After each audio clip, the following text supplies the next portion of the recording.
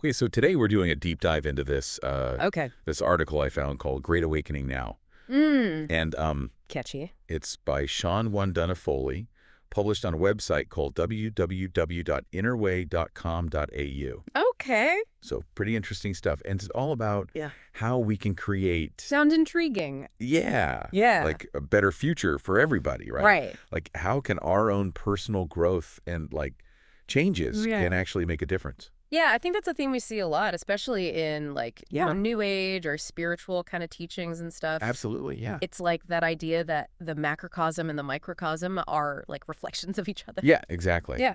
And one of the things that really jumped out at me in this article was this idea of a type 1 spiritually united galactic civilization. Oh, that's a mouthful. I know, right? I'm like, what? What is that?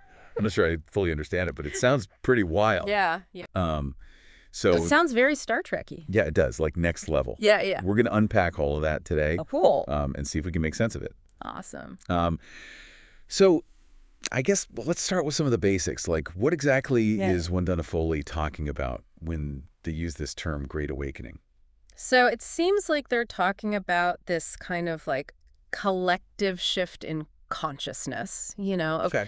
like we're moving from a state of maybe like sleepwalking through life to one where we're more awake, more aware, more conscious of ourselves and our connection to everything around us. Okay. Yeah, that makes sense. Yeah. So it's not necessarily like a specific event, Right. but more like an ongoing process. Yeah, exactly. Like a gradual awakening, And they seem to believe that everyone's a part of it, whether they realize it or not. Gotcha. And that it's leading us towards like a much more positive future. Yeah. Okay. One that's based on unity and harmony and all that good stuff. That makes sense.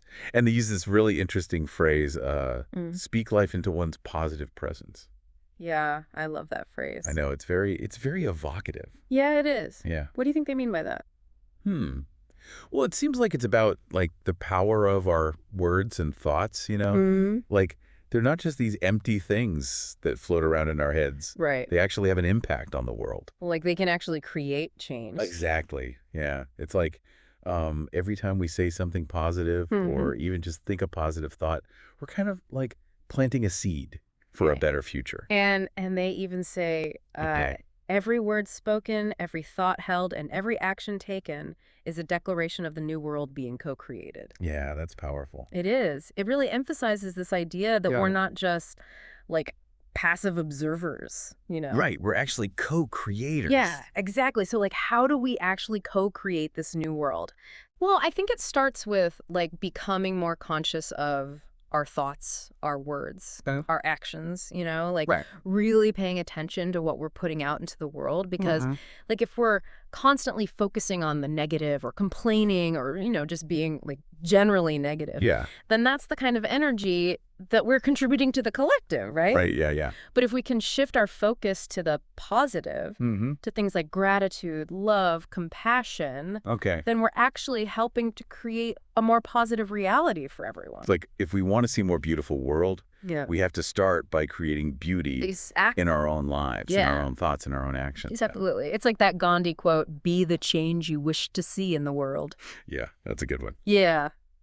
So, okay, I get that. Like focusing on the positive is important. Okay. But how does that actually translate into like real world change? Well, I think it starts with like small intentional actions, like maybe it's just being a little bit kinder to the people around us or offering a helping hand when someone needs it.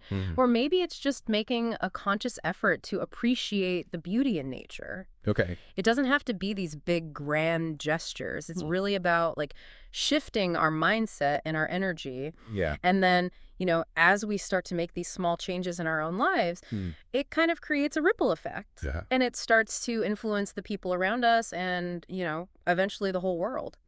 So Wondunna Foley also talks about this idea of catalyzing positive change. What does that mean exactly?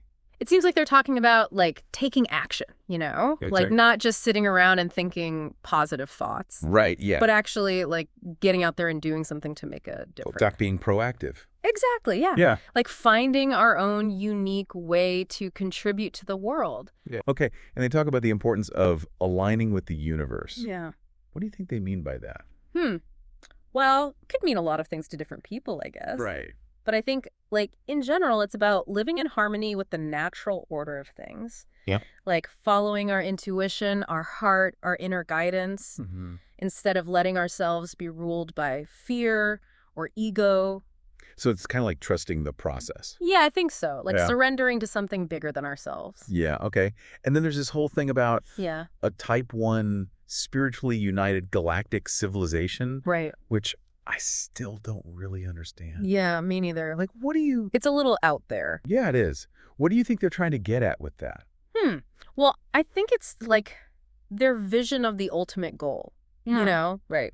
Like a future where humanity has evolved to a point where we're no longer divided by things like race, religion, nationality. Okay. But instead, we're all united by our shared humanity. So like a utopian society? Yeah, kind of. Yeah. Like a world where everyone is living in peace and harmony. And they're talking about galactic, so like, does that mean we're like colonizing other planets or something? Maybe. Who knows? Yeah, that part's a little unclear. Yeah, it's definitely open to interpretation. Yeah. But I think the main point is that, like, they believe that humanity is capable of achieving a much higher level of consciousness. Okay.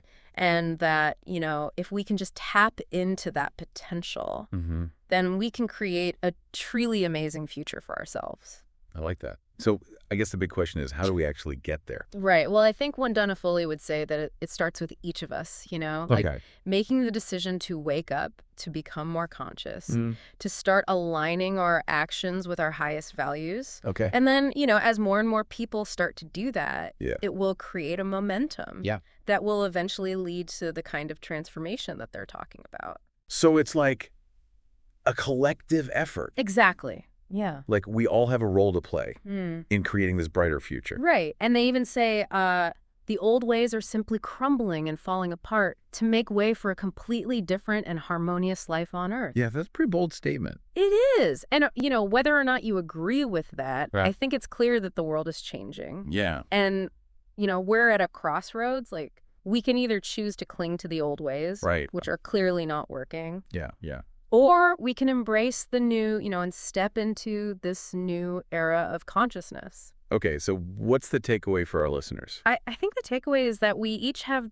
the power to create change, Okay. Like even small actions can make a difference. And that if we all start to wake up and align ourselves with the forces of good, then we can create a truly amazing future for ourselves. Okay, cool. Well, that's about all the time we have for today. Okay. But I want to leave our listeners with one final thought. Okay, Wondunna Foley mentions this idea of a type 1 civilization being spiritually united. Right. So I'm curious, for our listeners out there, what do you think that really means? That's a good question. Like, what would a truly spiritually united civilization look like? Yeah, what would that look like for humanity? And what role would spirituality play in that kind of society? Definitely something to think about. All right, well, thanks for joining us for this deep dive. Thanks for having me. We'll see you next time. See you. Bye. Bye.